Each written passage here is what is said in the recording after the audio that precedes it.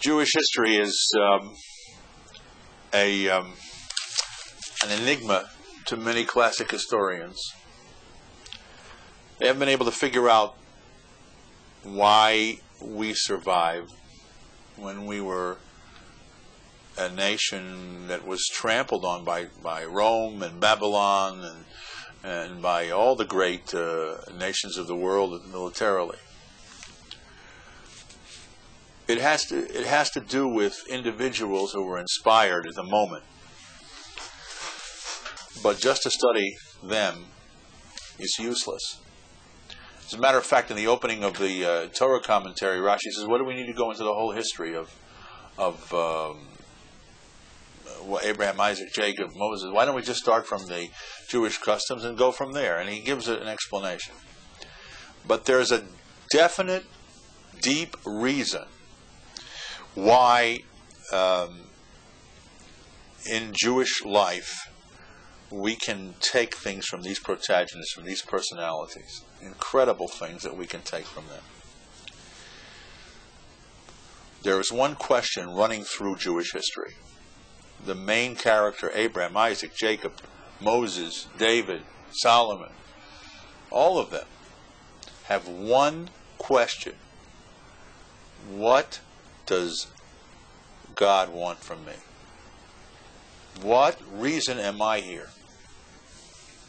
Why am I here? What's the purpose of my existence? Why was my parents born? Why were they born? And then they go pass on, and then I go and I pass on. What is this? Am I a vegetable? I mean, is there a reason for this? Why do I think? What is the reason? And that is the reason to study Jewish history, because each one of these people, each one of these protagonists are trying to discover what their mission is. I counsel people constantly trying to discover, what's my purpose in life? What is my purpose? A very famous singer once in the 60s sang a song called "Is That All There Is?" So it is not, the study of Jewish history is not to say, wow, are these guys great? Are they heroes? Are this woman great? Study of Jewish history really doesn't have to do only with that. It has to do with, what can I learn from this person about my struggles in life? Job said it best. Eov, he said, Adam la'amal yulad, man was born to struggle as the sparks fly upward. Man was born to struggle. To struggle. All of the protagonists of the Bible have one thing in common. They had rotten childhoods, miserable childhoods. They suffered, they were trampled upon, and they overcame. They were looked at as people who weren't taken seriously. They were looked at as outsiders. All of them were outsiders. Abraham was known as Abraham HaIvri. Hebrew comes from the Hebrew name Ivri, Hebrew. And Ivri means the other side of the river. If you're a Hebrew, you are an Ivri. Yebrei in Russian and various forms of it means you are on the other side of the river. And why was he called Abraham HaIvri? Why was he called Abraham the other sider, the outsider? Because the Talmud says that all the world stood on one side and Abraham stood on the other. He was an outsider. His son, Yitzchak, Isaac, the Hebrew word Yitzchak means laugh. He got his name from Kol Hashomea Yitzchak Li, is what his mother said when she was an old woman and she was going to give birth to him, or she heard she would have him. Everybody's going to laugh at me. Yitzchak means a joke. A joke. People not taken seriously. David is not taken seriously. Abraham is not taken seriously. All of these people fought the tide. They fought the tide. That's the message. The message is not the hero aspect of them, but the message is that they overcame. The message is that they were able to go down into the well of their inner being and into their soul and pull out and accomplish and achieve in the face of adversity. And that's what study of Jewish history is. What can I learn from it that is going to tell me that I can achieve in the face of adversity? Everybody's got sorrows. Everybody's got troubles in life. Everybody's got their own peckle, as they say in Yiddish. Everybody's got their pack of trouble, their knapsack of trouble. What can I learn from these people? Abraham, Ivri, he was Hebrew. The world stood on one side, he stood on the other. We'll go back into his life. Yitzchak. Everybody laughed. Look at this guy. He doesn't worship idols. Who is he?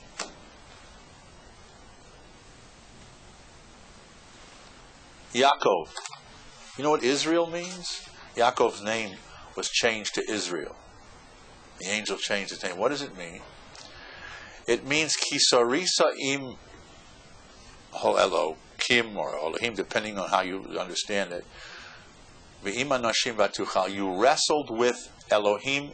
In Hebrew, it doesn't only mean God, it means the powers. You wrestled with the powers and you overcame. So here are the three patriarchs. Abraham.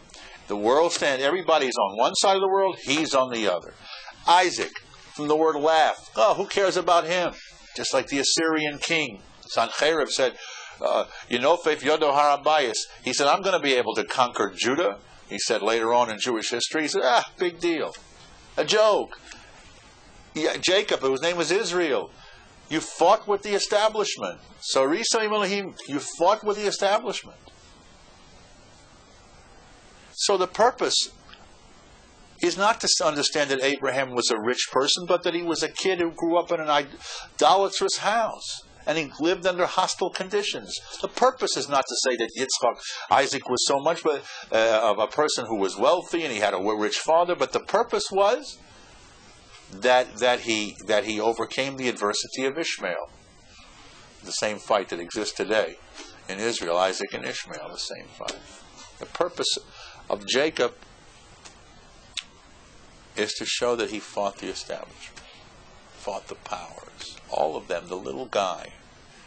There's something about a wrestling match when the hero gets down and he's being beaten and he's down on both knees and all of a sudden he gives the guy a touch in his belly and the bad guy doubles over and he starts to rise and the people start to cheer. You've seen that. Because why? Because that's what it is. People identify with overcoming adversity. David, Moses.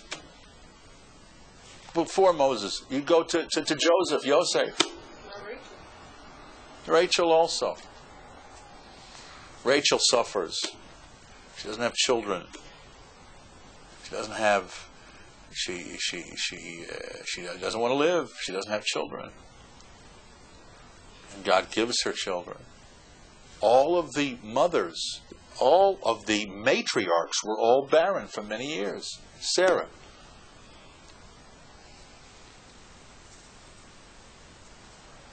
Rivka, Rebecca, Rachel, all were barren children for women for many years. Why? Because we're told, Misaba HaKadosh Baruch Hu L'Tfilosam Shel Tzadikim. God desires to hear the prayers of righteous people. This is only. So He makes them suffer. He gives them a challenge. You can put it in your words, and you want to say suffer. He gives them a challenge. Because without a challenge... What is the challenge of being barren? What is the challenge? What is the challenge of being barren? If in your community having children identifies you as having made a contribution, that is a challenge. Everybody has his own challenge. A challenge to become pregnant? A challenge to have children. That wasn't for them a very important. Why? Because they knew that they were the matriarchs of the Jewish people. They were told that. And they were denied that right. Because God wants to hear them pray. So, it's a difficult concept. One may say, why do these people have to be... why couldn't they just go with the flow? Why couldn't they be one of the guys? Why couldn't their life have been easy? Because there would be no reason to study them. There would be no reason, because that's not what life is about. Doesn't it stem back from the beginning of time? Yeah, there is a pressure on people to no. As a matter of fact, at the beginning of time, things were different. Adam and Eve were put into a Garden of Eden and said, just don't eat from the tree. That's all. Everything else you can have. And they messed up. And God learns from this, you know what? You give them everything except one thing, and they're not happy. So, okay, so let's change it, and let's give everybody to struggle. We won't make Abraham as easy as we had it. Because man's nature is to struggle. If you the Kabbalists tell us that the whole reason that their souls came down on this earth was because they wanted to prove loyalty to God. So God made it easy for them. He gives them paradise with one tree or two trees. They mess up. So God says, okay, so I'll make it difficult because you like to rise to a challenge.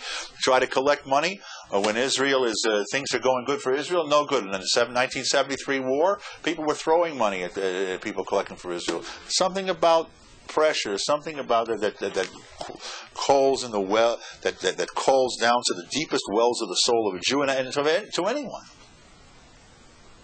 If you understand what life is, if you understand that aspect of life, then things don't bother you. But it takes a tremendous level to understand that. Then you gain your perspective.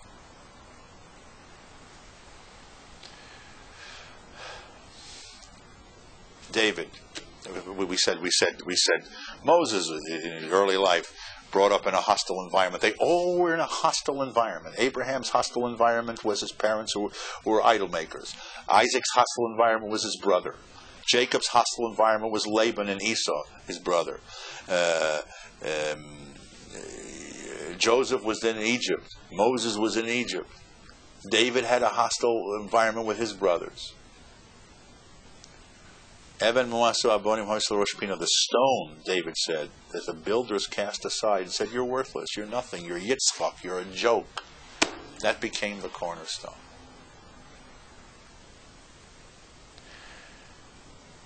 And that's what you have to understand, I think, in Jewish history. What does it mean for me? I'm not here I don't need a story. Rashi says we don't need a story, except the opening, the whole thing, because we wanted to establish our claim to Israel. That's why we learned the whole story of Abraham, Isaac, and Jacob, to establish our claim that God takes from whoever He wants and gives to someone else. There's no need for history if I can't get something out of it. Not to say, wow, what a great God. But that Samson slew the Philistines with a donkey's jawbone. Big deal. What do I get out of this? What do I learn from this? And it was the people. And this is all my hakdama, this is all my introduction. It was the people who suffered, who rose to the occasion and made the great contribution. There were the first person in Jewish history that did not suffer. Was a person by the name of Rehoboam, the son of King Solomon, during the first temple period. First person that had it easy. And we'll see how each one of them, the first person had it easy, and he messed up. The people came to him and said, stop taxing us, we can't take it. He said, my pinky is thicker than my father's thigh. You're not going to tell me what to do. You know what I mean? He's like, like Prince Charles, he's had it easy all his life. No, there's no suffering. So a guy that didn't suffer, a guy didn't struggle, he says, okay, I'm going to do it my way or the highway. So the people said, okay, the highway. And the 10 tribes revolted under Jeroboam. You can't lead others unless you can identify with their pain. You cannot be a leader. You cannot make a contribution if you're up there and the people down there, and you don't. It doesn't have to be that you're king of Israel. You can be a parent. You can be a friend. You can be anything. Your contribution has to come because you have to feel. You have to identify with other people. You're going to No, I just said he couldn't relate to people. Could not relate to people's trouble. Because he had a very easy. Yeah, had an easy life. He could not relate to people's troubles. If you're having tsaras, that means God wants something from you. He just doesn't give you tsaras to have tsaras, to have troubles. He wants something from you. That's like relating to today to people who suffer could understand other people. Exactly. This is it. It is the Ein Chacham Kibal Nisayon. There is no Chacham, no wise person like a person who is experienced, who has seen trouble. And that is what we're going to study in this history. If you look, we'll start with Abraham because the story of that Jewish history begins with Abraham. Although Abraham was not the first Jew, there were no Jews until the Torah was given at Mount Sinai. So if you had 9 men in a synagogue and Abraham walked in and said, "I'm the patriarch Abraham," you would have to say to him, "I'm sorry, you're a goy. You can't count as a minion." It wasn't Jewish, according to some authorities. Others were. Isaac would not count in a minion, according to some authorities. Jacob would not count in a minion. Sounds strange, right? Sounds strange.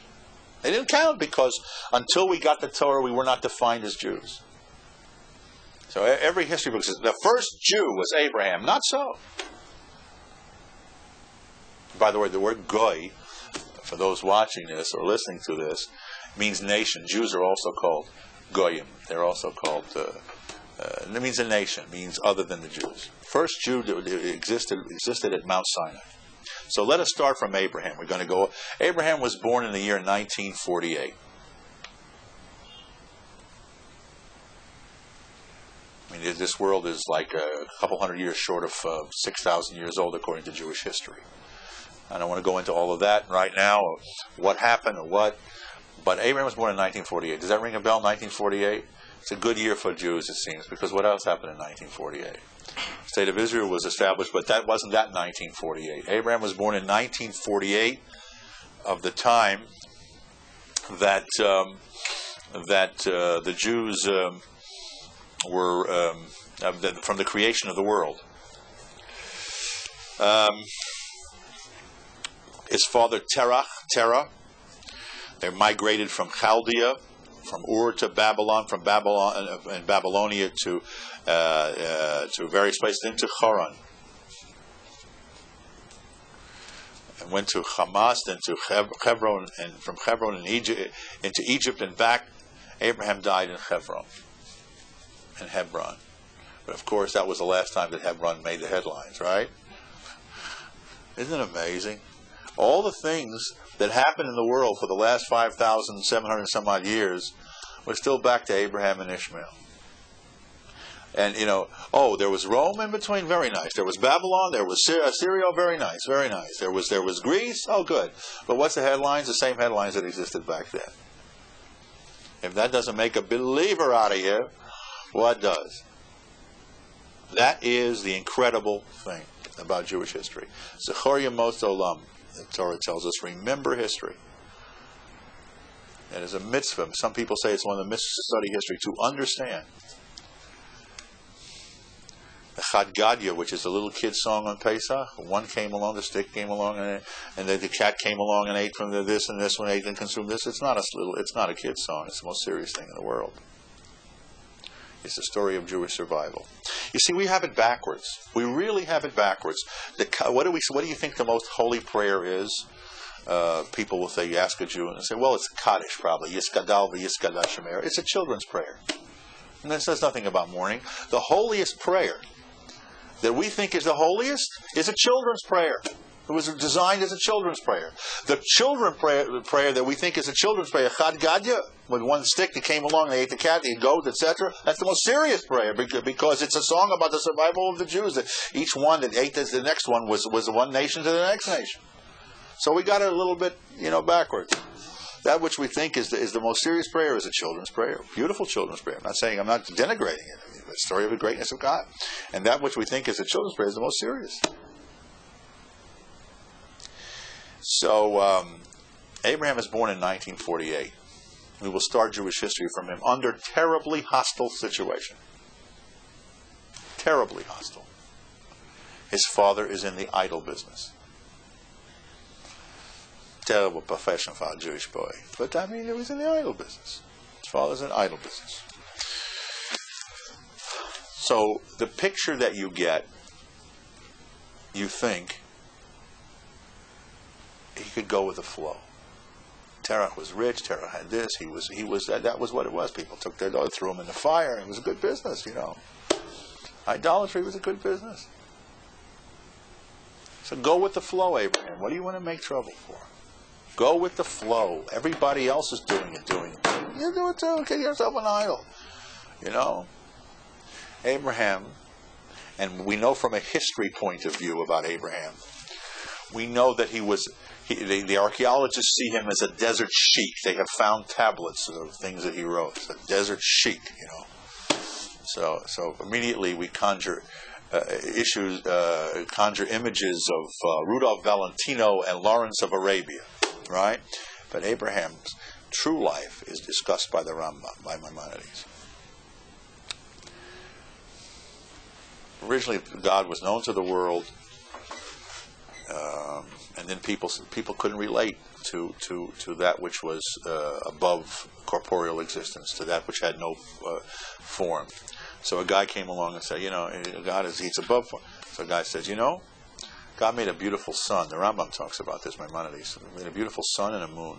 So we should honor the sun and the moon. And then people say, it's a good idea. A tree is which we honor the tree because of God's creation. I can't relate to this. You know where this is going, and you know what came out of this eventually. People couldn't relate to a God that was not flesh and blood. That is why Judaism is not popular as Christianity. So eventually they started to worship the idols. Or how? Because then somebody came along and said, the tree said this and this to me, and the sun said this and this to me, and the rock said this and this to me. So people forgot the whole thing, and they related until and that's how yes. They had statues. Is that what you mean by idol? There were statues, right, because people relate to that which they can tangible, and God is intangible in the sense that we do not have the measuring systems that we can't fit him into our test tube or into our electron microscope. So therefore, since we can't fit him into our mathematical formulas, so therefore people related to this. So everything, this happened in the time of Enosh, the grandson of Adam, and this went on for generations. I've discussed this in other classes. And it comes down, Maimonides tells us with the history that Abraham, you read it in all the Jewish history, believed in God. So what does that mean? So the world says that Abraham knew there was a God from the age of what? 3. And Maimonides says from the age of 40.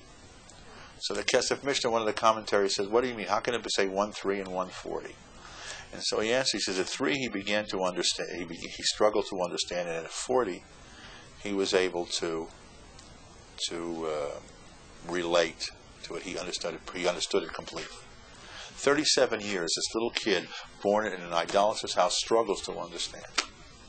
Living, go with the flow, kid. What do you want to be such a hippie for? What do you want to be such a whatever? He was the different one. The world, Ivri, Hebrew. Your name Hebrew. Jews are Hebrew. The world stands on one side. You're Ivri. You're standing on the other side. You're Israel. Israel. You fight the establishment. What about nature? Like, do they worship flowers and trees? The whole thing, anything they could smell, taste. Yes, it's like we have the archaeologists who find that. And I'm starting my history with the patriarchs from a very rabbinic history, but we will go into when we get later on when we have more material that is general. I'm going to include the general too, but not as much as known. Our only sources about Abraham, Isaac, and Jacob were rabbinic and Talmudic at the time and now. So Abraham is raised in this hostile environment. And he grows up, and there's a famous story in the Medrash about Abraham. You know the famous story, don't you? Abraham smashes an idol. Every kid smashes an idol. Father comes home, he says, what'd you smash the idol for? You know the story?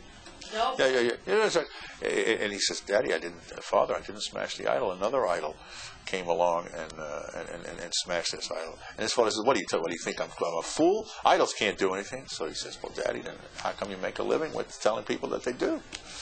Troublemaker, huh? The whole world stood on one side, Abraham stood on the other. The rabbis wrote down that story too. Huh? This was these stories. You know what you got? Obviously, how do they know these stories? This is given down in tradition. Of course, I'm not saying that secular history, and we'll get secular history reaches different conclusions in certain areas. As a matter of fact, there's a 160-year discrepancy between secular history and Jewish history. We'll get down to the time of the Second Temple. But that is the major issue in Jewish history. How people can come to the well, can come down. What does it mean for me? I read in the paper, Harvard study finds meditation soothes the body as well as soul. It can affect blood pressure, and it can affect, for every thought we have, there's a chemical reaction. So we're beginning to rediscover spirituality. Rediscover it. We're beginning to discover. I have people that come to me for sessions, for meditation sessions. They were so down, and they have reached such a point in their lives. I can't imagine how they. The main line that we have to understand in Jewish history is Ein Davar Omed Bifnei Haratzon. Nothing stands in the way of your will. You can overcome anything with your will. Absolutely. The power of your own ability to do things. God gave you an incredible ability to do things. Incredible.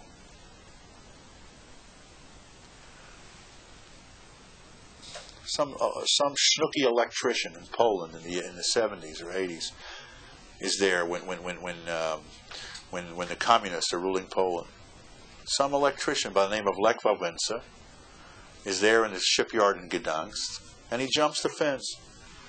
And this schnooky electrician all of a sudden becomes president of Poland and overcomes the communists.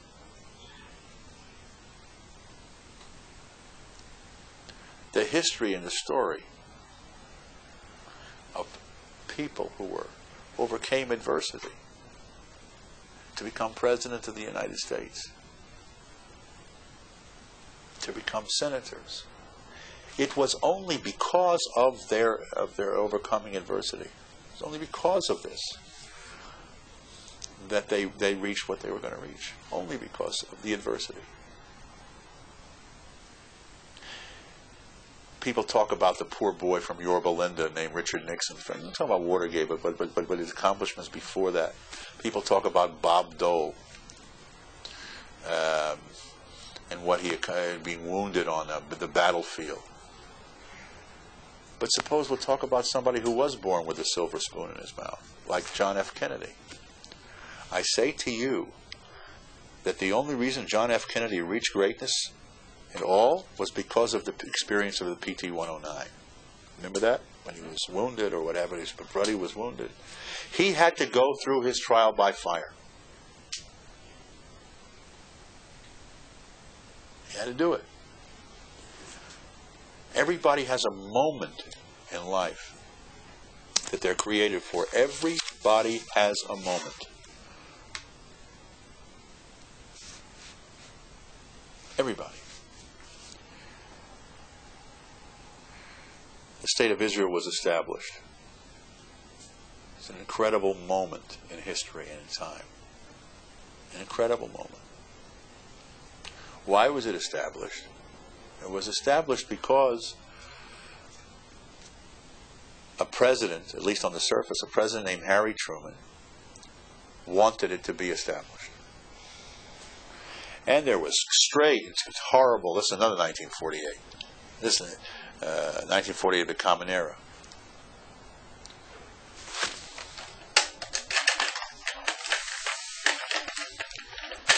It's an interesting story with Truman. And what caused the State of Israel to be established? What caused it? It was established because Harry Truman had a good feeling for Jews. Did I tell you this story? Told you this? Don't know it. There was a family back in. They asked Truman, "What do you need this for?" The State Department is very pro-Arab. What do you need to go and give the Jews a homeland? He could easily have justified it not. The oil coming through, everything. Could have easily justified. Truman said, I'll tell you why I did it. And this is in his memoirs. He backed it. He was the president that backed the state of Israel. Without his backing, Israel would not have been a state. And in his memoirs, he writes, when I was a little kid in Missouri, there was this Jewish family. You know the story? Missouri. Truman was from Missouri. Yeah. There was this Jewish family that used to call me in Friday night. He said, and they would say to me, Harry, we can't move this or light this or do this. So would you do this for us? And after I did it, I don't know. He says they just wanted me to light the fire or do this or something, whatever I want to do, or carry fire or move something over. He says after that they would give me honey cake, and they would give me this bean kind of concoction that they had with potatoes. And he says, and I remember how good it tastes. And I said, my goodness, for doing nothing, for lighting a little fire, these Jews, the Jewish family gave me this stuff.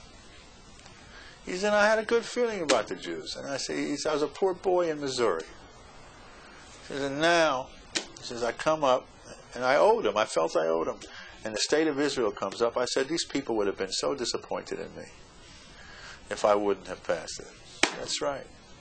Harry Truman passed the state of Israel because in his youth he was a Shabbos Goy. And every politician since then, from Mario Cuomo and everything, claimed that they were Shabbos Goy. They would speak to a Jewish talk. Yeah. The thing of it is also, Harry Truman had a Jewish partner as a haberdasher. Yeah. That Jewish partner was very instrumental in changing Harry Truman's. Harry Truman wasn't that great pro-Israeli. Harry Truman had a Jewish partner, and the Jewish partner put a lot of pressure.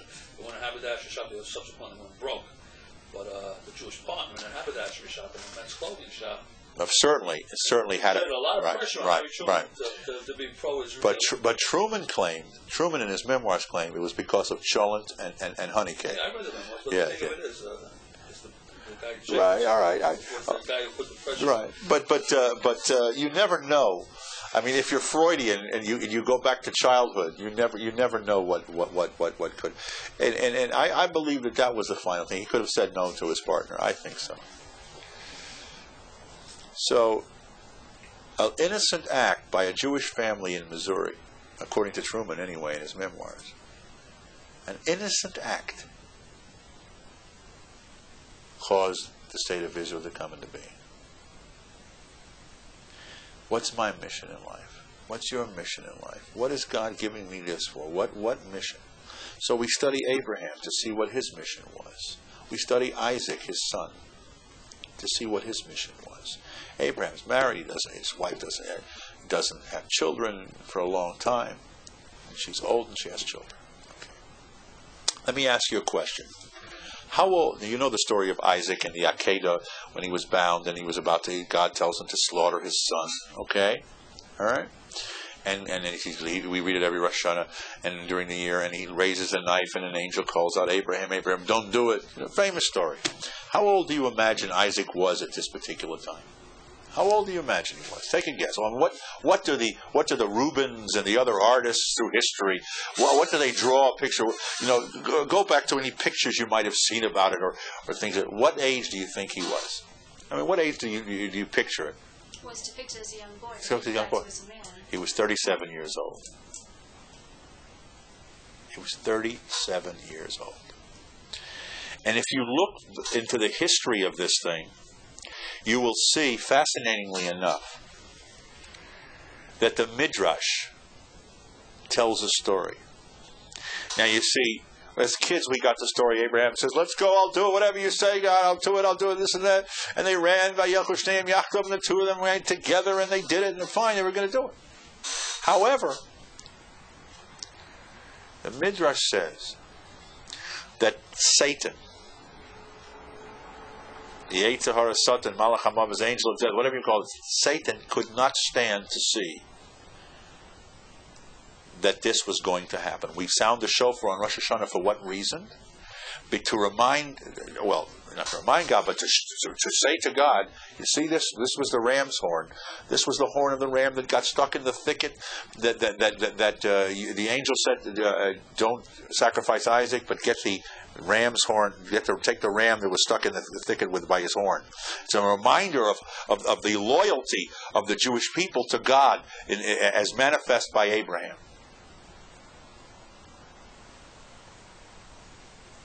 It's a reminder of the loyalty. So, Satan did not want this to happen. His job, see, Christianity and Judaism have a different view of Satan. Satan is the anti God in Christianity. Satan in Judaism is a company man. He works for God, but his job is to be the opposing pitcher. All right, I'm working for the company. I mean, gets the same paycheck from the same company. But he, there's nobody with the power of God. There's no anti-God in Jewish. So Satan does not want this. Satan wants to show that man is nothing. So the Midrash tells an incredible story. Did I ever say this in the group? The Midrash tells us that Satan comes to Isaac, and he says to him, "Hey, Isaac, you going up the mountain? Come here. Just like this. Come here, Isaac.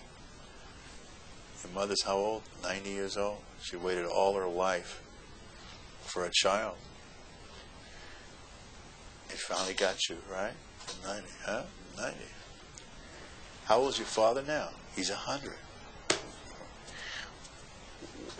What does your father think? He's 100 years old. God bless him. He should live a long time, Satan probably said. He says, but your father's 100. You know what happens to people when they get about 100, Your father thinks that God came to him in the middle of the night and told him to take you up to the mountain and cut your throat. Now, come on, Isaac. Your father's an Iverbuckle. He's like Alzheimer's. He's like God came. Oh yeah, sure. God came to cut your throat. That's what the Midrash says. Bazokin Azed, this old man thinks that God came to him and they don't like to tell him this. That's the reality. It wasn't, everybody's going wonderful. That's the reality. The reality was the challenge. The reality was the tsuris. The reality was his life was going to be ended because his father said to him, God told me to take you up to the mountain and cut your throat. And Isaac says, no. I got enough faith in my father that my father talks to God. I'm ready to go. I'm ready to go. That faith is what we have to understand, that when troubles come about, we're not in the hands of doctors, we're not in the hands of lawyers, we're not in the hands of politicians, we're in the hands of God. And there's another midrash that says when God stopped Abraham, or when an angel said, stop, Abraham said, wait a minute, I want to prove my loyalty. Let me make a little cut and let me do something. Maybe something. I want to show that I was really ready to do it. I don't want you to think that I was going through the motions. Come on, let me do it. And this is what you learn from this. Isaac and Jacob. Jacob. You go to his story. We'll get down into more modern history, but Jacob is an incredible story. Jacob. Do you know what Yaakov means? Heal. It means to heal, but it means more than that. Yaakov comes from the Lashon Akova and Remiya. Yaakov in Hebrew means a con artist. This is Rashi. This is not something I'm inventing for this class or this program. When the birthright is stolen from Isaac, when the birthright is stolen from Esau, Esau says, Achi karoshimo Yaakov. You call him Jacob, Yaakov.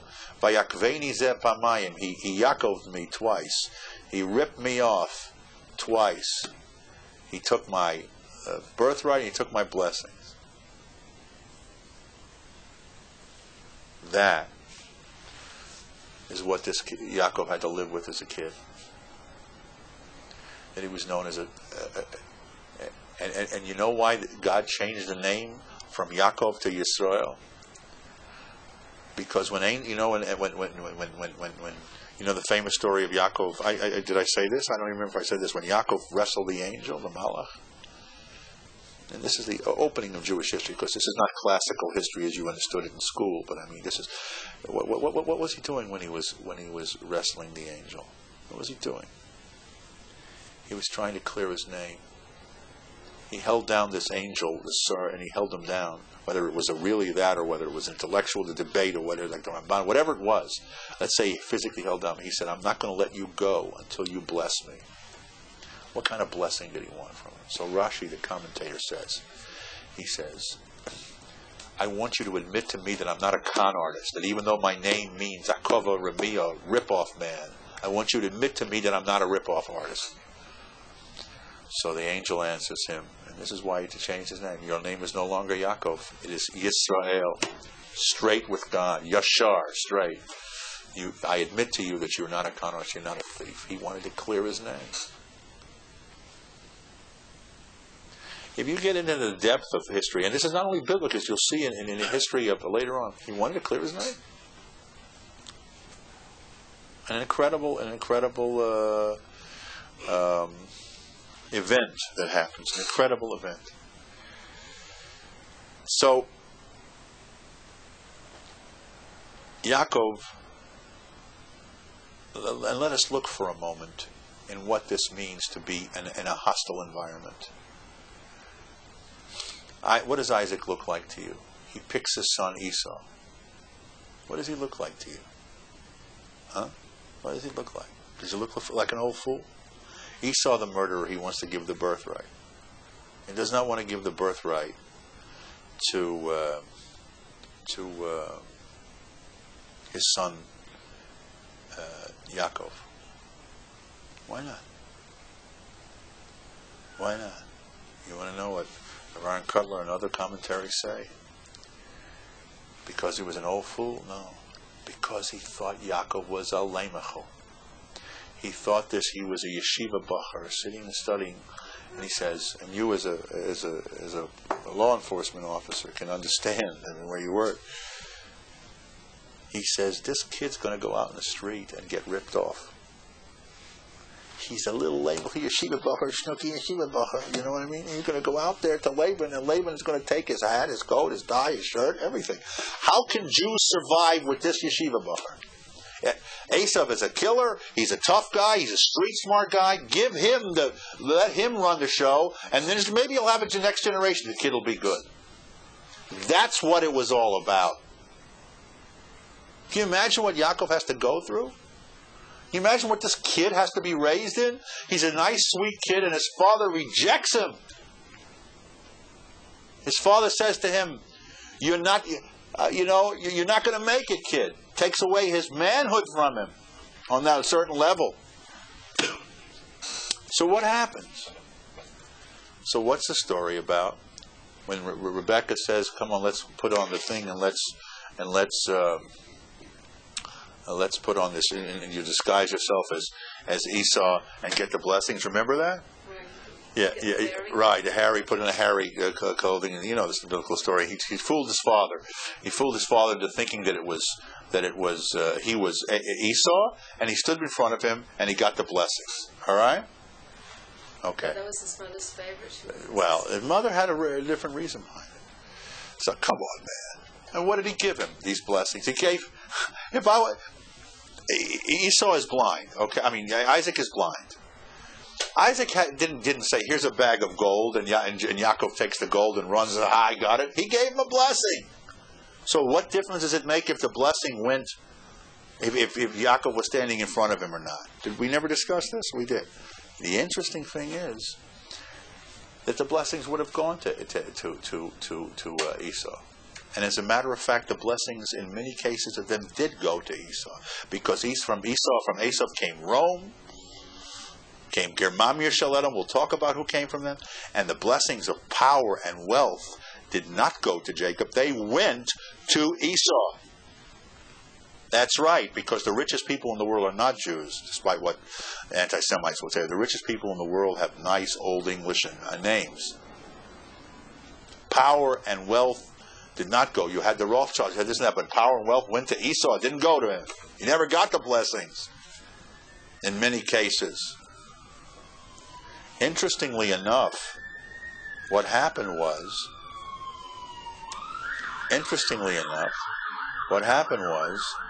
Yaakov was trying to prove a point. You think I'm a lamechel? You think I'm a nothing?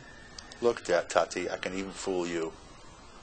I can fool you. Don't think I'm not ready for the world. I can even fool you. And then Isaac says, "Oh my goodness! Oh, you give wealth. I almost gave it to this." You like that, huh? That's an interesting way of looking at it. See the reality of history. The period of the patriarchs ends at for our purposes here. I'm going to go briefly over because I'm giving you rabbinic sources. We think that the slavery in Egypt, how did it come about with Joseph? And I'm not going through the story of Joseph, except he's sold to Egypt. And God tells Abraham that the Jews will be slaves in Egypt for 400 years. They were not slaves in Egypt for 400 years. They were the slavery in Egypt started. The 400 years started from the birth of Isaac. Isaac lived 190. The slavery was the time that the Jews spent in Egypt was 210 years, and the slavery did not begin until all the brothers of Joseph died. So the entire slavery lasted 80 years, maybe. There was 80 years of slavery. There is an interesting thing, and we get more into classic history now. There is an interesting thing that happened here. What happened before? Joseph comes down to Egypt, and he changes the entire Egyptian situation. There's famine, etc. And so Joseph takes the whole economic situation and changes it. How? He creates a sort of a state where everybody gives over their stuff, their property to Pharaoh, and they work. What's the name for that in history? Not a sharecropper, but a serfs. He changes the whole thing to serfdom because he says there's a famine. So Pharaoh has his own warehouses, storehouses of food, and so he says, listen. You want to get rich, Pharaoh? Here's the way you do it. You tell the people, give me your land, you work on the land, and we'll open up the thing. So he changed the whole thing to serfdom. Tithing is something. Tithing is maser, when you give a tenth of what you. But there's a word for what I'm just. I know, I understand what you're saying, but the point is, he changed the whole thing that they became. It was like a socialist state. In other words, Pharaoh owns everything. You work on it, and you get a piece of it. Okay, not sharecropper, but it was a certain situation in this particular thing. So now we get into a little classical history. Now we know what's going on. First of all, at that particular time, it says, "Vayakom melech chadash al Mitzrayim." A new king arose over Egypt that did not know Joseph. What do you mean did not know Joseph? We know that what went on at that time was there was an invasion of the Hyksos, the warriors. There was a revolt in Egypt. And the old regime that existed at that time no longer existed. The old regime went out. So a new regime came in, and the Jews fell out of, the Hebrews fell out of favor. That's what happened historically, which fits into a new king. One says it was a new king, one says he didn't remember him. But the time for the Jews was bad anyway. When they were there was Toavas Mitzrayim Kol Ro'ei Tzon. There was an abomination because the Jews were shepherds and they worshipped the animals, certain animals. The Jews they worshipped sheep, they worshipped certain cows and sheep, certain animals that they worshipped. So anybody who was a shepherd was disgusting to them. Very, very, very.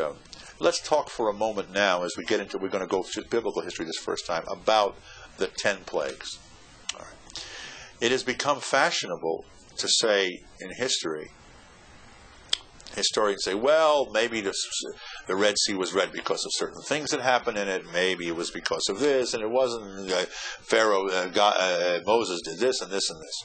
Fact of the matter is, the Midrash says that God did plan that these things would happen through nature.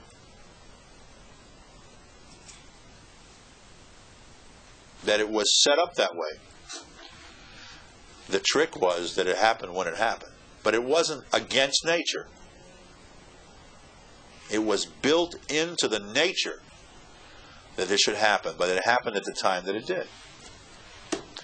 We are told that what a maidservant saw at the Red Sea, even others didn't see. But all right. But the point is, these things happen. Jews go out of Egypt and they come into and they spend 40 years in the desert. 40 years in the desert, of which a large part of the time they were around a certain mountain. And Moses does not go into Egypt, or don't go into the Holy Land. What right did they have? They were told, and this is a very difficult part of history. Bill Moyers once asked Elie Wiesel a question. And you talk about, and I want to get very frank in this history, and you talk about what happened with Hitler, and you talk about what happened with the Holocaust, but what about the Jews who were told about the 7 nations? Wipe them out, destroy them, the ones that lived in Canaan and in Israel. So, didn't the Jews destroy people? It's a very difficult, and Wiesel, as I recall, did just danced around the question, although he's a great orator. But I want to deal with it for a moment. There were 3 options when Joshua sent, and I don't know if I've discussed this in 3 options. You have to understand who these 7 nations were. These 7 nations were absolutely people that would throw their children in fire, destroy them. They were the most abominable of people. Now, in our sociology classes we were taught in college, we must understand other cultures. Just because they seem primitive doesn't mean they're primitive. But you got to draw the line somewhere. All right? So these nations were totally corrupt. They threw their children into fires. And there were 3 options. Maimonides said that Joshua sent to them. Option number 1, get out. Option number 1 is leave. Option number 2, change your ways. And option number 3, if you don't change your ways, we're going to fight you. And that's what happened. They took Heshbon, Jericho, Ai, Edrei. The Israeli tribes spread out through Israel. The 12 tribes settled from Beersheba, from Beersheba in the south to the Mount of Lebanon in the north.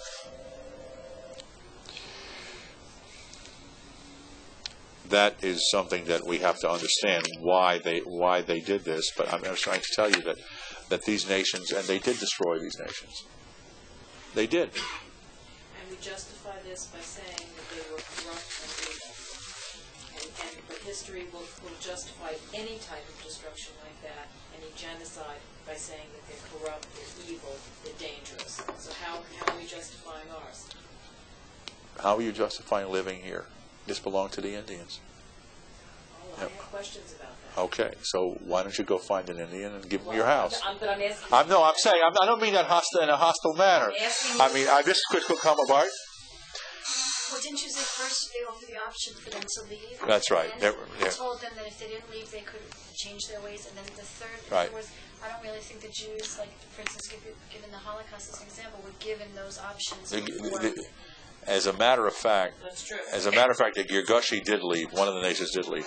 And as a matter of fact, I would be less than honest with you if I told you that.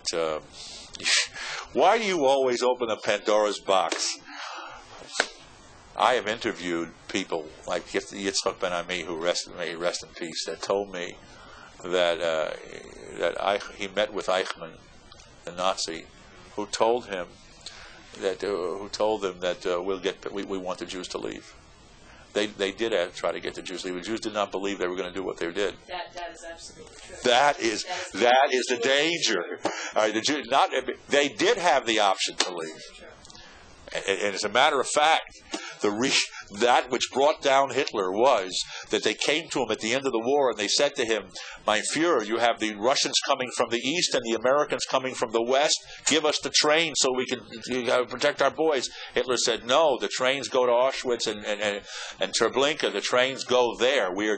And he diverted his trains. He probably at least shortened the war. If not, he could have possibly won it in the Battle of the Bulge. Von Rundstedt, they almost pushed him back. Probably because of the fact that he was obsessed with the Jews. But they foresaw that. They said, "Get the Jews out." And the Jews didn't want to go. They couldn't believe that something like that would happen. I mean, there was a man here in this town who told me, I've told the story thousands of times, who told me, he said, "I want you to know that in 1935 I was sent by the Joint Distribution Committee to meet with the head Jews of Berlin, and I put his name was Sam Gitlow, lived on Old Nike Turnpike, and I put tickets and money in front of the heads of the German Jewish community, and they said, 'Oh, Mr. Gitlow, Hitler doesn't want us. He wants the Ostjuden, the Jews of the East, Polish Jews. He's not after us.' The Jews wouldn't believe it. So they did have a chance. The Nazis were bad, but they weren't stupid. They knew that they didn't want the Jews there. But you cannot compare these two. You cannot compare this situation. One was a situation where these people were evil. All right, were evil, and this is what history is about. See, you touched on a very interesting. Why did Rashi says in the beginning? Why did we go learn the whole story of Abraham, Isaac, and Jacob? Why did we learn this? Because later on, Rashi was talking 1,000 years ago. Rashi says the people would come and say, "Israel is our land." And no, this is the history. God gives it to who He wants, and He takes it away from who He wants. America was settled on the idea of manifest destiny. What does manifest destiny mean? We got any Indians in our way, we push them aside. We take what we want. But the truth of the matter is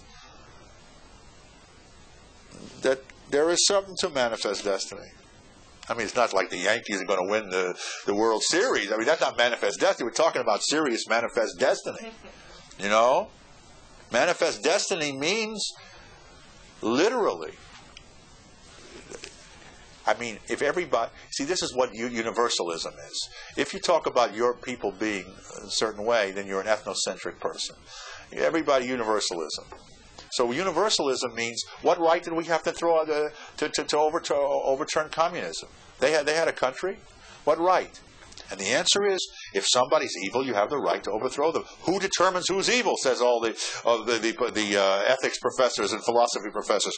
Why is what you do better than what somebody else is? The answer is you must draw the line, and that happens. You must draw the line. Everybody's good. What right do I have to say that a killer is bad? What have I to say that a spouse abuser is bad? You have a right, because there are certain ethics. I have a right. I have a right to take. I have a right to stop. Why are we better? Why does a judge have a right to say to a spouse abuser, you're going to jail? Because there are places where you draw the line. Okay, I want to talk briefly about the kingdom of David and Solomon. Now, here's what happens. The Jews are ruled in Israel originally by judges, traveling judges, and the period of judges lasts a certain amount of years, which I'll talk about, and then there are prophets. The bridge between the prophets and the judges is Samuel, Shmuel, who is the last of the judges and the first of the prophets. And the prophets are ruled for a certain amount of years. 480 years after the Jews left Egypt, the first temple was built. Samuel anoints Saul, first king of Israel, Shaul. Shaul rules a certain amount of time. Then David succeeds him, and David's son Solomon builds the temple. So that's a 480-year period from the time that the Jews left Egypt and the rule by the judges were traveling judges. Are there any questions or comments before I'm just going to change the tape? Any questions or comments? Okay. So you're saying these 480 years, Yeah. judges were the established rabbinic. Yes, the judges ruled at that time. They were ruled by judges. I don't know how long we're going to go tonight or what. It's an hour, because unfortunately I can't stay much. Okay, fine. I understand. So then we'll... are there any questions or comments? You can't stay much longer? I have to go. All right. Okay, so you want me to go and continue or what? It's up to you. All right, I'm going to continue. And then you'll pick it up next week. All right. All right, and then I'll have tape for you. I'll give you tape. What time do you finish? What time do you finish? I'm going to go till about maybe another 15 minutes. If you want to hang in for 15 minutes. Okay. All right. There is let us look for a moment at the personality. I don't want to talk much about the prophets or the judges and the prophets. Except let us look for a moment at the personality of the first king. First king of it, the people that asked Samuel for a king. And Samuel says, "You are looking for trouble." Now we're about 400. We're about. Maybe you could just describe what the period was like then. I mean, was it basically, was there peace and harmony? And, the Tanakh talks about Ein Melech b'Yisrael, Bayomim Haim Melech. There was no king in Israel. A lot of times people did whatever they wanted. People lived under the fig tree there, but people did what they wanted. There was a certain sort of, I won't say, it was not a cohesive rule. All right, the judges traveled from town to town trying to make. I mean, there was Torah observation, but there was no central authority in terms of ruling at that time. Kind of like New York. All right, anyway, but.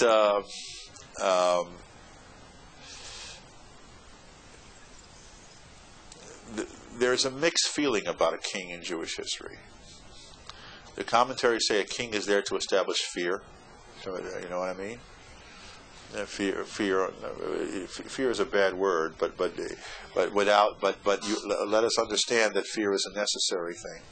Pray for peace in the kingdom, say the rabbis, because if you did not have a fear of the government, one person would swallow another alive. Isn't that right, officer? What? Pain, fear. Without what? Okay. I settled disputes too between people. That's right. He was very wise. Well, Solomon was wise in many ways, except in the one. We're talking about Saul, not Solomon at the moment. So it was one way he was not wise. We'll talk about why he was not wise. Okay, it's great things to learn from him. Saul was the first king. Saul was very humble. He was very tall. We're told from his shoulders and above he was taller than the people. In other words, his shoulder was taller than he was very tall. But Saul had one thing: he was a nechba el hakelim. The Talmud tells us he used to hide among the furniture. He did not like the limelight. But Samuel was told that he had to make Saul king because Saul was from Benjamin, and the tribe of Benjamin has to have at least 2 kings come from them. This is what the Torah said. So the first king of Israel, the people wanted a king. They wanted a king. Everybody else had a king. So Samuel warns them: you have a king, you're in trouble. But there were certain good uses for a king. Saul's problem is he's very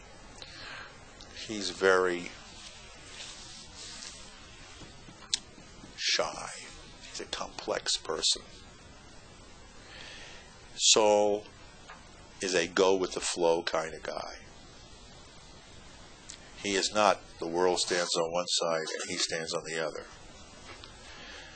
He is not Ivri in that sense. He is not Israel in the sense of, sorry, you fought the establishment. He's the kind of person that goes with the flow. So Saul becomes king and the people are happy. Then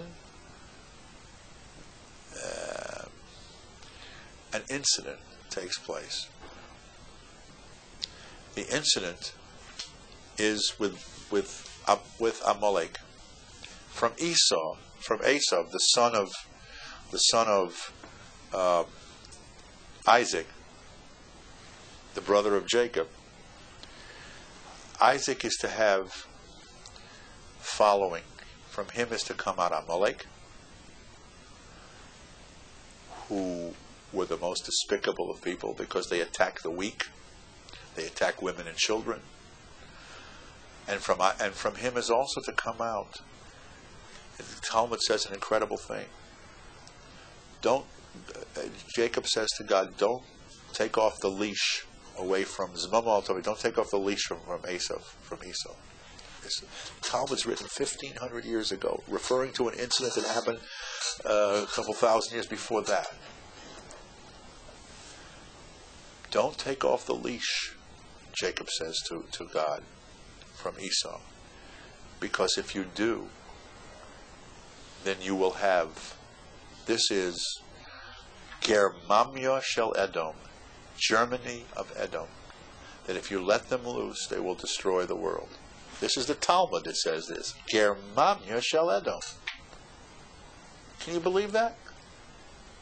Germamia. Hitler wanted to change the name of Deutschland to Germania.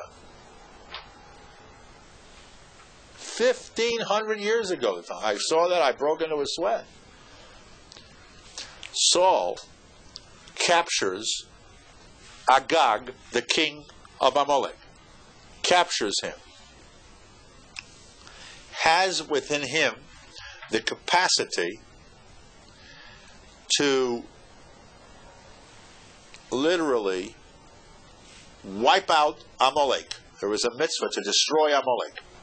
Such a mitzvah that when they came to Israel Meir Kagan, the Chofetz Chaim, in 1925, a delegation from America, this great sage from whom Orthodox Judaism is based in America for his Mishnah Berurah, they saw him living in this muddy town of Rodden with the most plainest furniture and the most, and they asked him, Rabbi Kagan, why are you sitting on this furniture? You're such a great rabbi. You should have something more becoming. And the Chofetz Chaim, Rabbi Kagan answered. It says, "Ki yod al keis ko," that the hand of God is on the hand of. There is a hand rattling the throne of God as long as Amalek is alive. And so in God's throne, God sits like this. It's shaking his throne because this Amalek who attacks women and children is alive. I'm going to sit on nice clothing. I'm going to sit on nice furniture. So, hear me. Saul has the opportunity. In his mission in life, he could cut off Amalek. If he cuts off Amalek, there is no Rome that would destroy the temple, and there is no Germany from the Holocaust.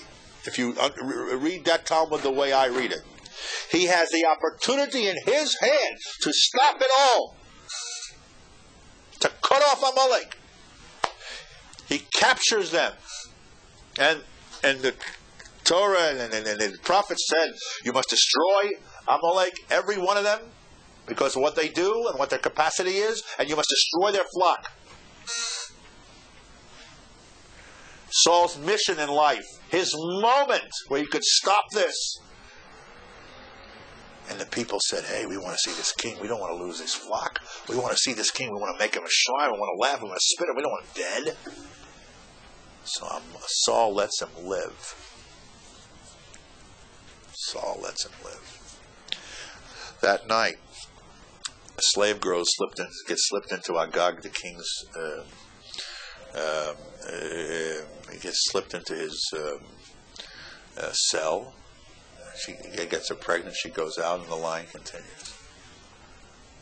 So the next day, this is this incredible story which we read right before Purim for very good reason. Saul comes to, Samuel comes to Saul and says, Saul realizes, Saul puts on a fake. He doesn't. He goes with the flow. He goes with the people. He's not on the one side. He's not Ivri. He's not Israel. So Saul said, "Hey, how are you? Hello, Samuel. Hakimosi Estavar Hashem. I have fulfilled the word of God. I have fulfilled the word of God." So Samuel says, "What do I hear here? Why do I hear this sheep? What is this? Oh, I want to make a sacrifice to God. Politician, I want to do this, and I want to do this." And Samuel says, "Where's the body of Agag?" He says, "Oh, So Saul starts to make excuses, and Saul didn't do his mission, and Saul is and then he nails him to the corner. He says, "You tell me what happened here." So Saul admits it. Ki yoreti et ha'am v'eshma b'kolam. I was afraid of the people. I was afraid of the people, and because I was afraid of the people, I listened to their voice. He didn't kill the women or children, right? And he He kept the flock. I'll tell you what I know. He kept the flock, and I know he kept Agag alive. That I know. The people wanted him to keep them alive. Yeah, because they wanted it as a trophy. They got him, big Agag, and he had a slave girl slipped into his cell. They just wanted to have him in the cell of some. Yeah, he's right. So he says, "I was afraid of people." Samuel says, "Afraid of the people? You're a leader. You come from the tradition of Abraham. Abraham is Ivri, the Hebrew. All the world stood on one side and Abraham stood on the other. You come from the tradition of Jacob. And Yaakov is Israel. Israel is Sarisa. You fought with the powers that be. You weren't afraid to do what you had to do. You can't be king." And that line was cut off after one more. All this time, Saul is confronted with this boy named David. And the women are singing, Hikoshol ba'alofov v'David birvivosov, that Saul had slain his thousands, but David has slain his tens of thousands. We don't know, if we try to get into the psyche, we know that Saul did not fulfill his mission. You talk about some family in Missouri, you can't compare it to King Saul. Their mission was to treat this little boy, Harry Truman, well, so that become their Shabbos good, because one day, who knows, but one day, 30, 40 years later, he was going to make the state of Israel because of Saul's mission. We're talking on a higher level. He didn't do it. Yes. Did he escape or what happened to him? Oh, we'll get to it. We'll get to it. Definitely get to it. It's written, so I couldn't lie about it. So you could say. So what happened is, I have to say, that's right. So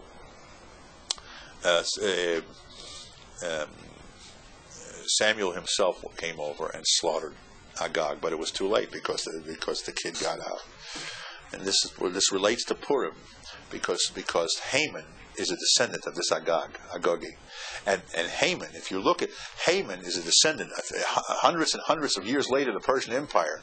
Haman and Mordechai is a descendant of Saul.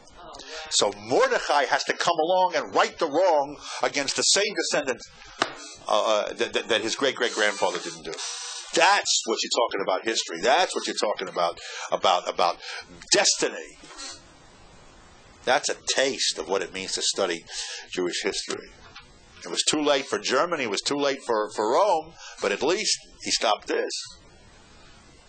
Very complex, because the grandchildren of Haman studied, where we became Yeshiva Bacher. I won't talk about that in Bnei Brak, but right now there's much irony and much fulfilling of destiny in Jewish history. But let me return to it. Samuel kills him. Meanwhile, he is faced with David. And I'm going to, in the story, this history with David. David is, nobody wants to, he's the youngest. The brothers cast him aside. David writes about his life. Evan Moasu Abonim, the sons that the the stone that the builder cast aside became the cornerstone. He fights. He said, "Let me fight this Goliath." But when David becomes king, it is an interesting thing happens when David becomes king. When David becomes king, I'll just jump ahead for a moment, and I will talk about how that happened. But we'll go back to that. He is married to Michal, the daughter of, nice Jewish name, Michal, right? Michal was the name, Michal. It's a biblical name, the daughter of Shaul. And they were returning the ark to Jerusalem. The ark was being captured. So David is dancing with the people, and dancing, and he married the previous king's daughter. And she is royalty, and he is some boy from the stone that the builders cast aside. Who was he? His brothers didn't want to. And he's dancing with the people. He's dancing, enjoying. And he comes home and he's full of joy. And she looks at him and says, "Ma nichbod hayom melech Yisrael." How honored and respected are you, King of Israel? You honored. You make a fool of yourself with the lowly maidservants. And David says, these maidservants, these common folk, these people, I rejoice with them. And imomi kaveda, I am honored by them. The ability not to give in to power, the powers that be, the people were there, but to do what was, but to relate to the people on a level of love. That was the greatness of David. Michal Bashol, she was raised in a family where she didn't know what it meant to suffer, didn't know what it meant. Right? I mean, we talked about she was a woman before that. She grew from royalty. In order to lead others and inspire others, you must relate to their pain.